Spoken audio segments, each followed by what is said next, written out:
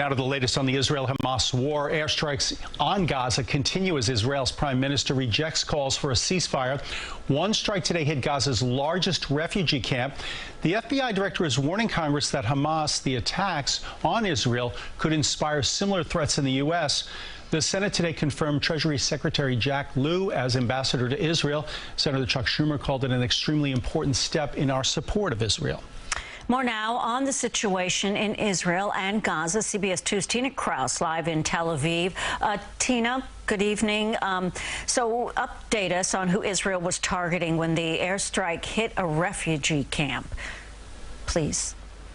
Dick and Dana, the IDF says it was targeting and killed a Hamas commander who was linked to the October 7th attack on Israelis. They said they also killed a large number of Hamas militants. But there is outrage on the ground in Gaza tonight. We see craters where buildings once stood. We've seen people pulling victims out from under the rubble with their bare hands. One man saying, "We're filling up bags with children." Qatari's foreign ministry said tonight that this is a new massacre against the defenseless Palestinian people. Tina, the White House, people here in New York have been pressuring Israel to try and get more humanitarian aid into Gaza. What's the status of that right now?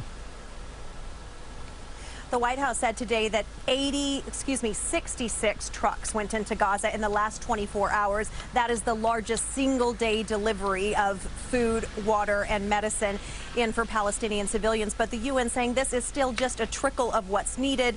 Antonio Guterres said today that the aid is completely inadequate.